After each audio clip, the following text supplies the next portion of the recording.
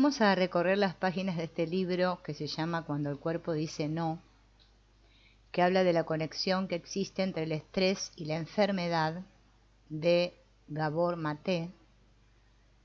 Y hoy vamos a comenzar con el primer capítulo, que habla sobre, se llama el Triángulo de las Bermudas, y habla de, un caso, ¿no? Todos los capítulos están divididos en diferentes casos de personas con diferentes enfermedades. Este caso es una mujer que tiene el síndrome de Raynaud, que se llama Mari, de poco más de 40 años. Ella llevaba siendo paciente del doctor Gabor Maté 8 años, junto con su marido y sus 3 hijos. Había timidez en su sonrisa, un matiz de baja autoestima y reía con facilidad. Perdón. Cuando se le iluminaba el rostro, eternamente joven, era imposible no responder de la misma manera. Mi corazón sigue enterneciéndose y constriñéndose de dolor cuando pienso en ella. Mari y yo no hablábamos mucho hasta que la enfermedad que acabaría con su vida empezó a dar sus primeras señales. Al principio la cosa parecía bastante inofensiva. Era una herida de aguja en la punta de un dedo que permaneció varios meses sin curar. El problema se achacó al fenómeno de Raynaud, por el que las pequeñas arterias de los dedos se estrechan y evitan que el oxígeno llegue a los tejidos. En tales casos puede darse gangrena y desafortunadamente ese fue el caso de Mary. A pesar de diversas hospitalizaciones y procedimientos quirúrgicos, al año estaba suplicando una amputación que la librara del punzante dolor en el dedo. Cuando por fin los médicos accedieron a sus deseos, la enfermedad se había extendido y los fuertes narcóticos que se le suministraron resultaban insuficientes para aliviar su constante dolor.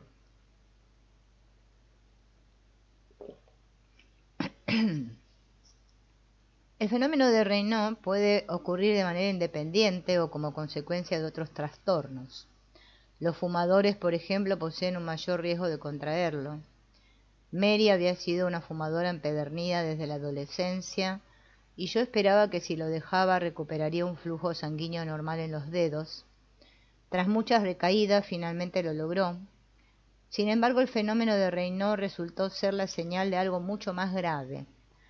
A Mari le diagnosticaron esclerodermia, una enfermedad autoinmune como la artritis reumatoide, la colitis ulcerosa, el lupus eritematoso sistémico y muchas otras afecciones que no siempre se reconocen como autoinmunes en origen, como sucede con la diabetes, la esclerosis múltiple e incluso el Alzheimer.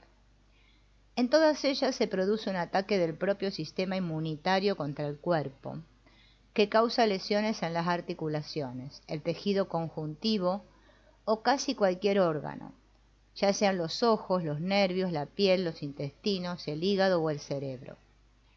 En la esclerodermia, palabra que procede del griego y significa piel endurecida, el ataque suicida del sistema inmunitario tiene como resultado un endurecimiento de la piel, el esófago, el corazón y tejidos de los pulmones y otras partes del cuerpo. ¿Cuál es la causa de esta guerra en el interior del cuerpo? Los manuales médicos adoptan una perspectiva exclusivamente biológica. En unos cuantos casos aislados se mencionan las toxinas como factores desencadenantes, pero por lo general este cuadro se asocia a una predisposición genética. La práctica médica adopta a su vez este estrecho marco mental, y ni los especialistas ni yo mismo, mi papel de médico de cabecera, nos habíamos parado nunca a pensar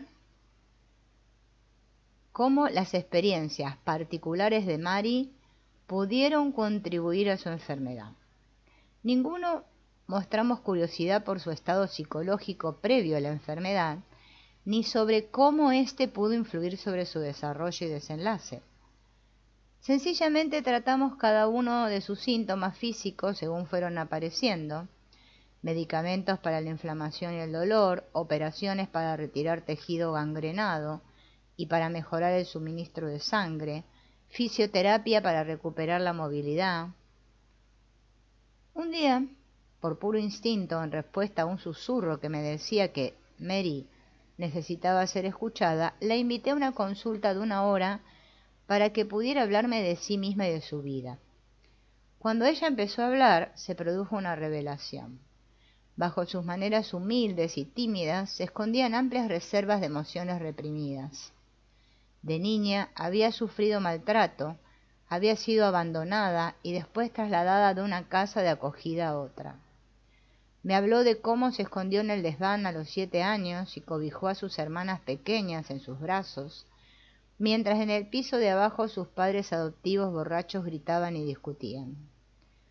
Tenía miedo todo el rato, pero a los 7 años me vi obligada a proteger a mis hermanas y a mí nadie me protegía. Nunca antes había revelado estos traumas, ni siquiera a su marido, y ella había aprendido a no compartir sus sentimientos con nadie, ni siquiera con ella misma. De haberse mostrado autoexpresiva, vulnerable y dubitativa durante su infancia, se habría puesto en peligro, ya que su seguridad dependía de preocuparse por los sentimientos de los demás, nunca por los suyos. Se encontraba atrapada en un papel que le había sido impuesto de niña, ignorante de que ella misma tenía derecho a ser cuidada, escuchada y atendida. Ella se describió como una persona incapaz de decir que no y atenta de manera compulsiva a las necesidades de los demás.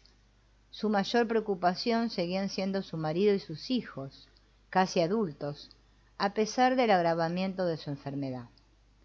¿Era la esclerodermia la manera que tenía su cuerpo de rechazar finalmente toda aquella responsabilidad? Quizás su organismo estaba haciendo aquello que su mente no podía, deshacerse de las incansables expectativas que se le habían impuesto de niña y que se seguía autoimponiendo de adulta. Esto es, poner a los demás por delante de ella misma.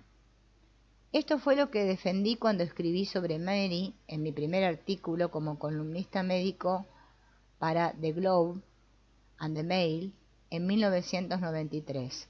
Cuando se nos ha impedido aprender a decir no, escribí, nuestros cuerpos pueden acabar diciéndolo por nosotros. Y para defender mi tesis, cité literatura médica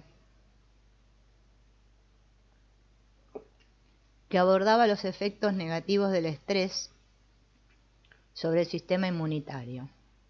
La idea de que el estilo de afrontamiento emocional de las personas puede ser una de las causas de la esclerodermia u otras enfermedades crónicas es anatema para algunos médicos, y una especialista en enfermedades reumáticas de un importante hospital canadiense envió una carta feroz al editor denunciando tanto mi artículo como al periódico por haberlo publicado. Afirmaba el artículo, ¿no? Afirmaba la señora esta, que yo era inexperto y que no había llevado a cabo ninguna investigación. El hecho de que un especialista desestimara la relación entre el cuerpo y la mente no era especialmente sorprendente. El dualismo tiñe todas nuestras creencias acerca de la salud y la enfermedad, y tratamos de entender el cuerpo aislado de la mente. Queremos describir a los seres humanos, estén sanos o no, como si vivieran separados del entorno en el que se desarrollan, viven, trabajan, juegan, aman y mueren. Se trata de sesgos innatos y ocultos de la ortodoxia médica que la mayoría de los médicos absorben durante su formación y trasladan a su práctica. A diferencia de muchas otras disciplinas, la medicina aún debe asimilar una importante enseñanza de la teoría de la relatividad de Einstein, que dice que la posición del observador influirá sobre el fenómeno que se observa y afectará los resultados de la observación. Lo que el científico o científica dan por supuesto sin examinarlo determinará y a la vez limitará sus descubrimientos, como señaló el pionero de la investigación del estrés, el checo-canadiense Hans Selye. La mayoría de la gente no advierte plenamente hasta qué punto el espíritu de las investigaciones científicas y las lecciones extraídas de ellas dependen de las perspectivas individuales de los descubridores. Escribió en The Stress, El estrés de la vida.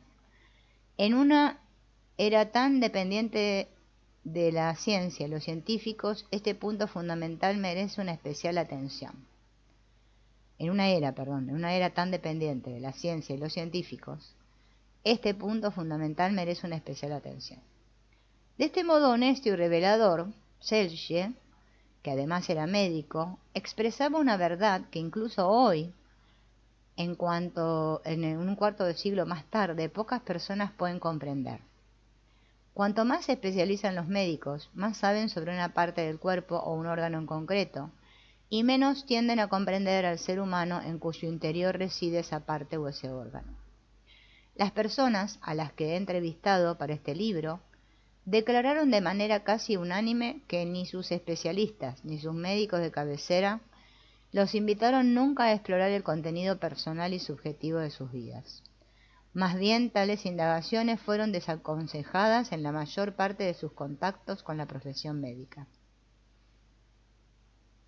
Al hablar con mis colegas sobre estos mismos pacientes, encontré que incluso después de muchos años de relación con una persona, un médico podía permanecer bastante ignorante sobre la vida del paciente y su experiencia más allá de los estrechos límites de la enfermedad.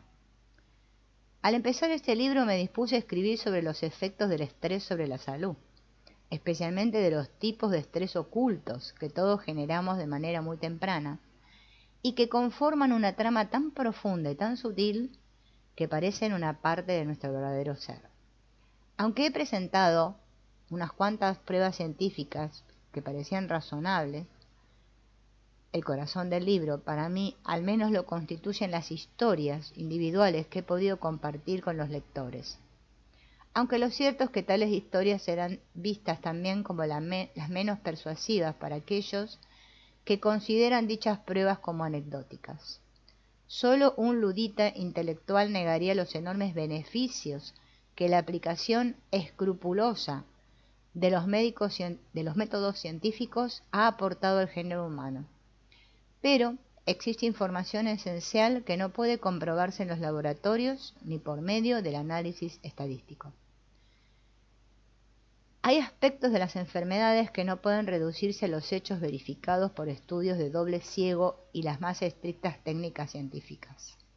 La medicina nos revela tanto sobre la actuación significativa de la curación, el sufrimiento y la muerte, como el análisis químico sobre el valor estético de la poesía, escribió Iván Ilich en Némesis Médica.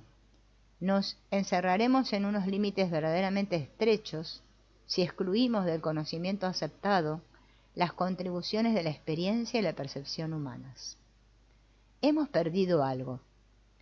En 1892, el canadiense William Osler, uno de los mayores médicos de todos los tiempos, sospechó que la artritis reumatoide, una afección relacionada con la esclerodermia, estaba vinculada con el estrés. Hoy en día, la reumatología ignora casi por completo esta sabiduría, a pesar de las pruebas científicas acumuladas a lo largo de los 110 años transcurridos desde que Osler publicara su texto. La estrecha mirada científica ha llevado a la práctica de la medicina a estos extremos. Al situar a la ciencia moderna como árbitro supremo de todos nuestros padecimientos, hemos descartado con demasiado entusiasmo el conocimiento de épocas anteriores. Como lo ha señalado el psicólogo Ross Buck, hasta la llegada de la moderna tecnología médica y la farmacología científica, los médicos tuvieron que depender tradicionalmente de efectos placebo. Debían inspirar en cada paciente la confianza de su propia habilidad interior para curarse. Para ser efectivo, el médico debía escuchar al paciente, desarrollar una relación con él y confiar también en su propia intuición. He aquí las cualidades de los médicos, las cualidades que los médicos parecen haber perdido ahora, que dependemos casi exclusivamente de medidas objetivas, métodos de diagnóstico basados en la tecnología y tratamientos científicos. Por todo ello, la crítica de la reumatóloga no fue ninguna sorpresa. Me sobresaltó más una carta del director que llegó unos días después, de Noel Hirschfield, profesor clínico de medicina en la Universidad de Calgary, que decía así: la nueva disciplina de la psiconeuroinmunología ha madurado hasta el punto de ofrecer pruebas convincentes, aportadas por científicos de muchos campos, de que existe una relación íntima entre el cerebro y el sistema inmunitario. La constitución emocional de un individuo y su respuesta a un estrés continuado bien puede constituir una causa de las muchas enfermedades que la medicina trata, pero cuyo origen aún se desconoce. Enfermedades tales como la esclerodermia y la gran mayoría de las afecciones reumáticas, afecciones intestinales inflamatorias, diabetes, esclerosis múltiple y otras innumerables dolencias representadas en cada subespecialidad médica. La sorprendente revelación de aquella carta fue la existencia de un nuevo campo de la medicina. ¿Qué es la psiconeuroinmunología? Tal y como aprendí, se trata nada menos que de la ciencia que estudia las interacciones de la mente y el cuerpo, la unidad indisoluble de las emociones y la fisiología en el desarrollo humano a lo largo de la vida, tanto en la salud como en la enfermedad. Esa palabra terriblemente complicada significa sencillamente que esta disciplina estudia los modos en que la psique, la mente y su contenido emocional, interactúa de manera profunda con el sistema nervioso del cuerpo y cómo ambos, a su vez, crean un lazo esencial con nuestras defensas inmunitarias. Algunos han llamado a este nuevo campo psiconeuroinmunoendocrinología para indicar que el aparato endocrino u hormonal también forma parte de este sistema de respuesta que involucra a nuestro cuerpo completo. Existen investigaciones innovadoras que están desvelando exactamente cómo funcionan estos vínculos hasta el nivel celular, y estamos descubriendo la base científica de lo que ya sabíamos y lamentablemente habíamos olvidado. Muchos médicos a lo largo de los siglos comprendieron que las emociones están profundamente implicadas en el origen de las enfermedades y la recuperación de la salud. Investigaron, escribieron libros y desafiaron a la ideología médica dominante, pero sus ideas, exploraciones y percepciones desaparecieron repetidamente en una suerte de triángulo de las Bermudas. La comprensión de la conexión cuerpo-mente alcanzada por generaciones previas de médicos y científicos desapareció sin dejar rastro, como si nunca hubiera existido.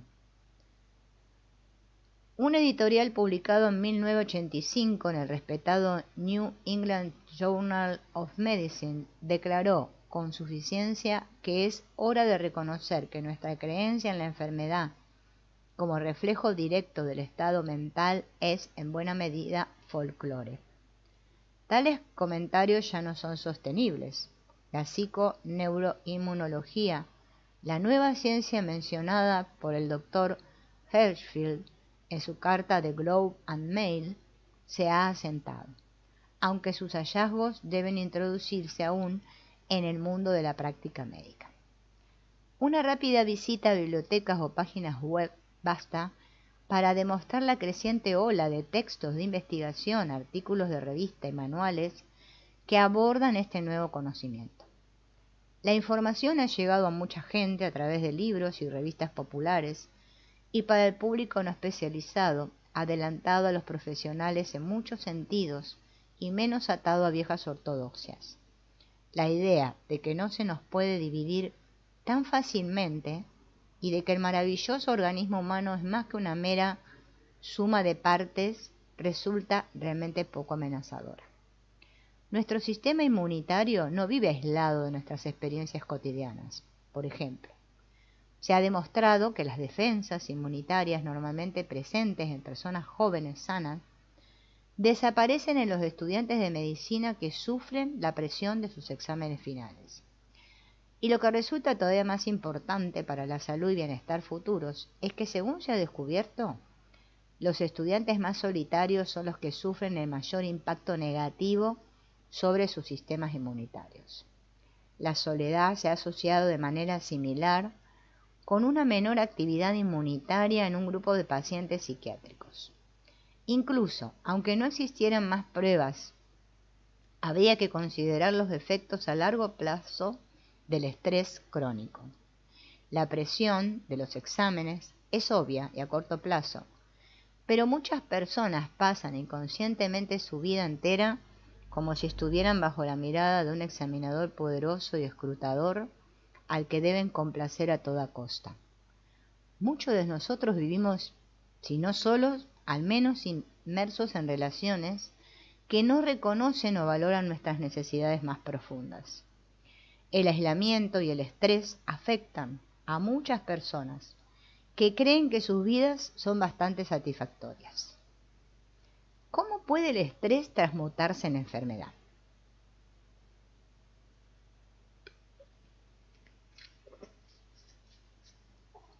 El estrés es una complicada cascada de respuestas físicas y bioquímicas a poderosos estímulos emocionales.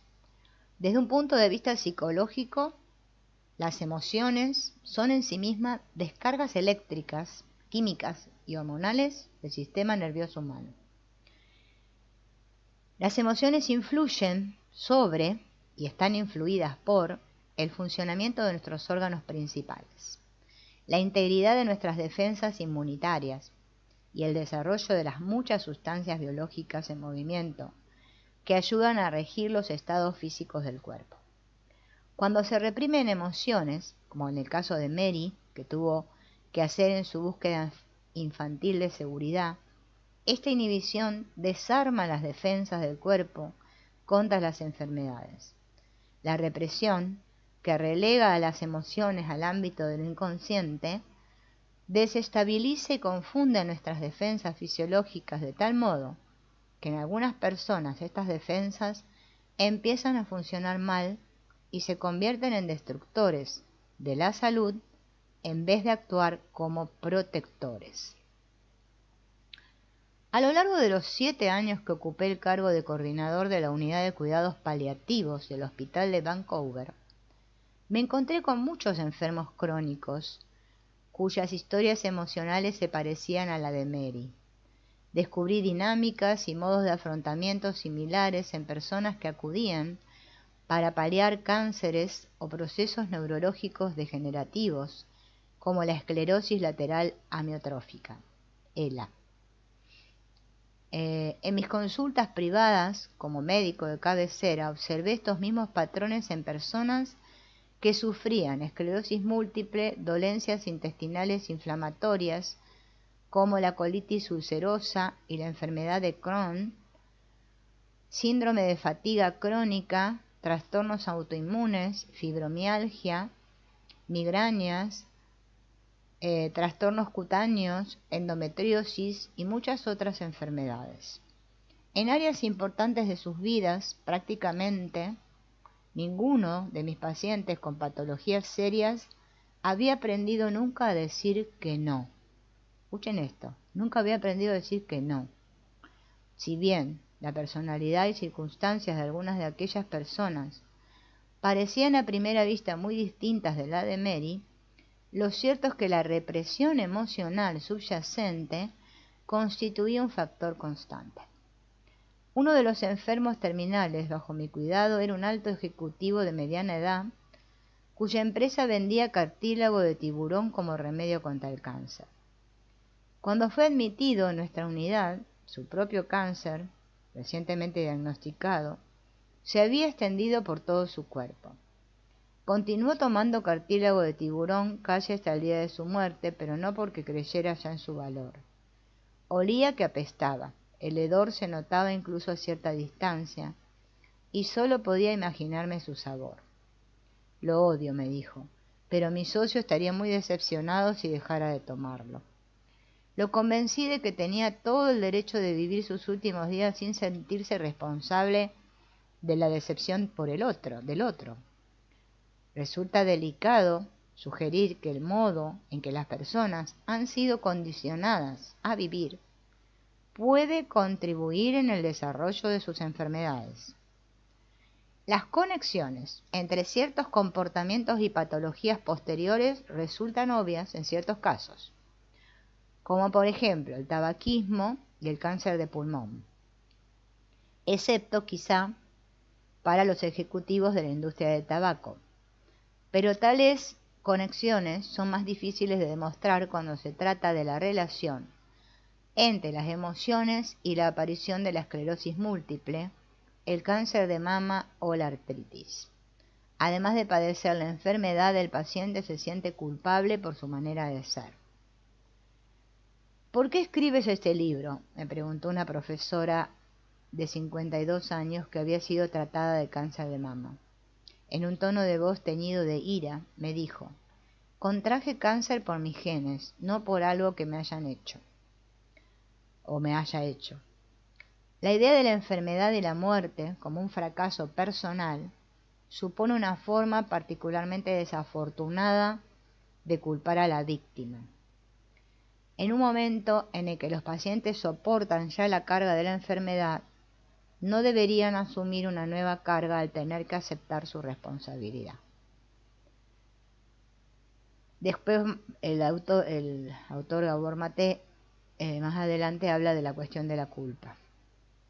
Por ahora diré que no se trata de una cuestión de culpa y fracaso, ya que tales términos no hacen más que emborronar la situación.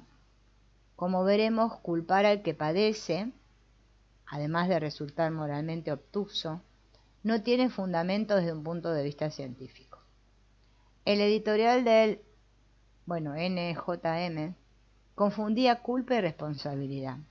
Si bien todos tememos ser culpados, también es cierto que querríamos ser más responsables. Esto es, tener la habilidad de responder conscientemente a las circunstancias que condicionan nuestras vidas y no simplemente reaccionar ante ellas. Queremos tener la autoridad sobre nuestras propias vidas, queremos estar al mando, ser capaces de tomar las auténticas decisiones que nos afectan. No existe verdadera responsabilidad sin conciencia, y una de las debilidades de la mirada médica occidental consiste en que hemos convertido al médico en la única autoridad y relegado al paciente, demasiado a menudo, a la condición de mero recipiente del tratamiento o a la cura. Así, a las personas se las priva de la oportunidad de volverse realmente responsables. Nadie debe ser culpado por sucumbir a la enfermedad y la muerte.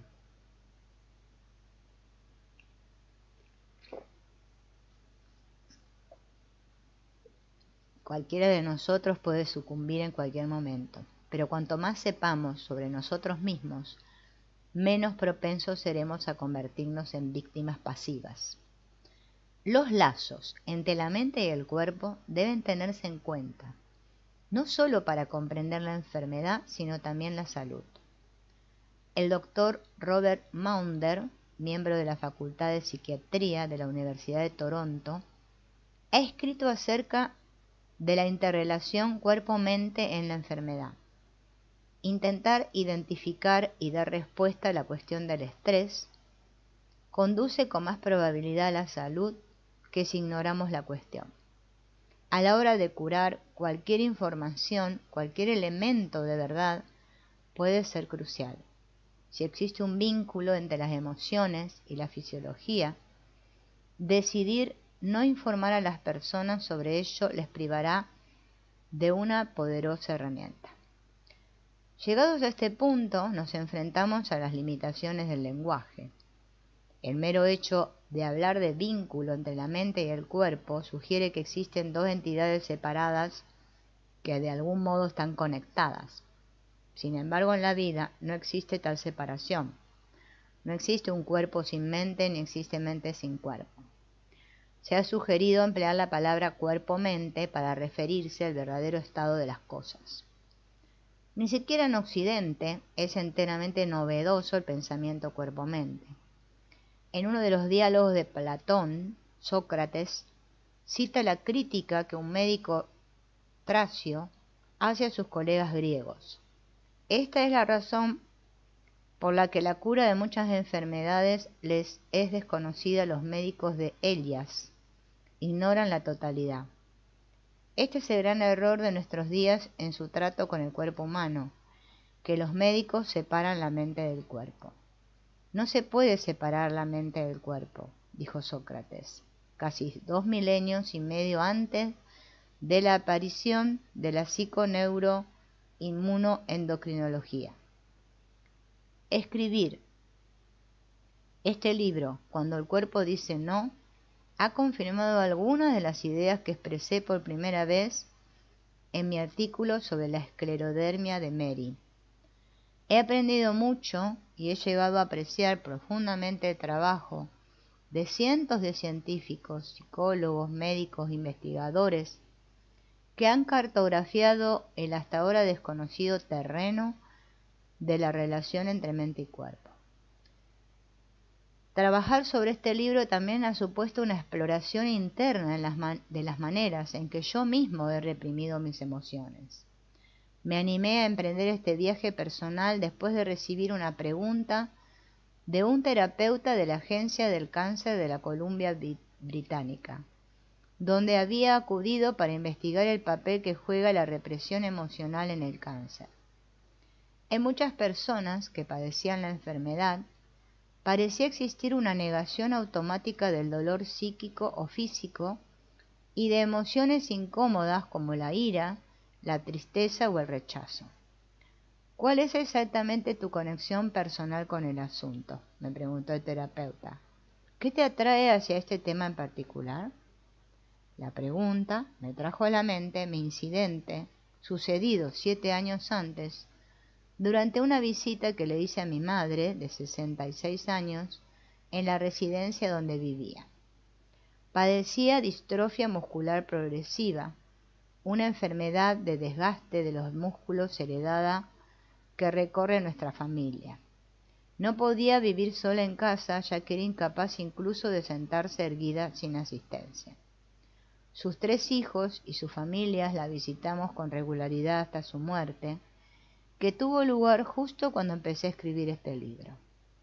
Recorrí el pasillo de la residencia con una pequeña cojera, ya que aquella mañana me había sometido a una operación por un cartílago desgarrado en la rodilla, consecuencia de ignorar lo que mi cuerpo me había estado diciendo, en forma de dolor cada vez que salía a correr sobre asfalto.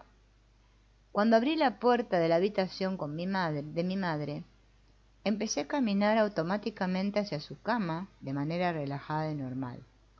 El impulso de esconder la cojera no fue premeditado, y realicé el acto antes de ser consciente de él.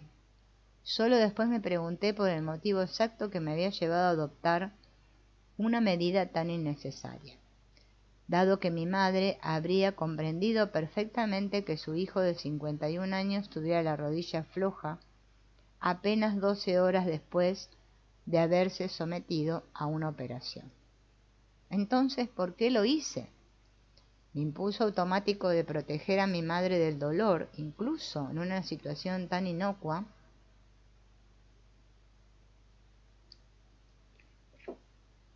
era un reflejo profundamente programado que poco tenía que ver con las necesidades de ninguno de los dos en aquel momento. Aquella represión era un recuerdo, una nueva muestra de una dinámica que había quedado grabada en mi cerebro infantil mucho antes de haber podido ser consciente de ello. Soy a la vez superviviente y resultado del genocidio nazi, ya que viví la mayor parte de mi primer año de vida en el Budapest dominado por los alemanes. Mis abuelos maternos fueron asesinados en Auschwitz cuando yo tenía 5 meses. Mi tía fue deportada y no se volvió a saber nada de ella. y mi padre se encontraba en un batallón de trabajos forzosos al servicio de los ejércitos alemán y húngaro. Mi madre y yo sobrevivimos a duras penas durante los 9 meses que pasamos en el gueto de Budapest. Y durante unas semanas ella se vio obligada a separarse de mí para salvarme de una muerte segura por hambre o enfermedad. No se requieren grandes dotes imaginativas para entender que en su estado mental y bajo el estrés inhumano al que se enfrentaba a diario, mi madre rara vez ofrecía las tiernas sonrisas y la atención total que un niño pequeño necesita para imprimir en su mente una sensación de seguridad y amor incondicional. Mi madre, de hecho, me dijo que había muchos días en el que su desesperación era tal que solo la necesidad de cuidar de mí conseguía sacarla de la cama. Así aprendí, desde una temprana edad, que debía esforzarme por recibir atención, que tenía que molestar a mi madre lo menos posible y que era mejor reprimir mi ansiedad y dolor. En las relaciones madre-hijo sanas, la madre es capaz de cuidar al niño sin que éste tenga que ganarse lo que recibe. Mi madre fue incapaz de proporcionarme ese cuidado incondicional, y dado que no era ni santa ni perfecta, lo más probable es que tampoco me lo hubiera podido ofrecer por completo, incluso sin los horrores que asolaron a nuestra familia. Fue bajo aquellas circunstancias como me convertí en el protector de mi madre,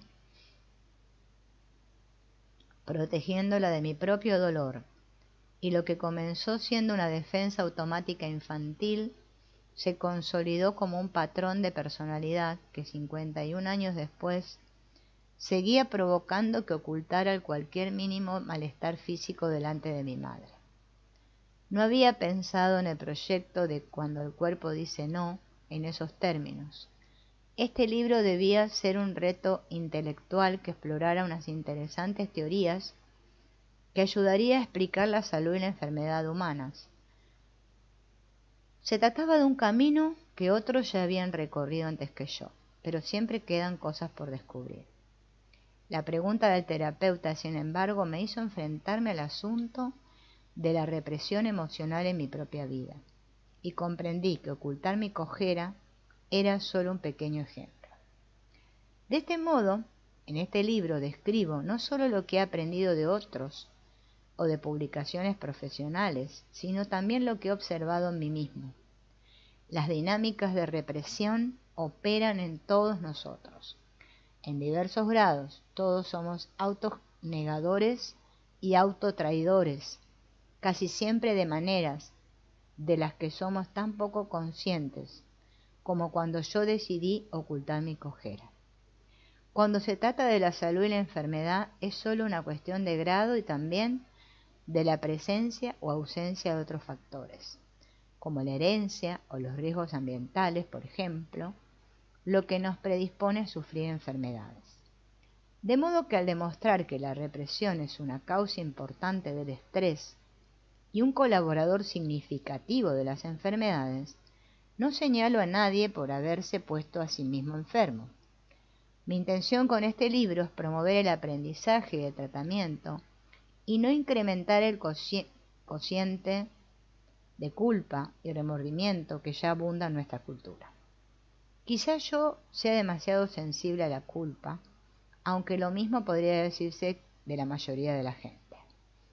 El remordimiento es la emoción negativa más profunda, un sentimiento que tratamos de evitar a casi cualquier precio. Por desgracia, nuestro persistente miedo al remordimiento merma nuestra capacidad de ver la realidad. A pesar de los notables esfuerzos de muchos médicos, Mary murió en el hospital de Vancouver 8 años después del diagnóstico de su enfermedad, sucumbiendo a las complicaciones de la esclerodermia.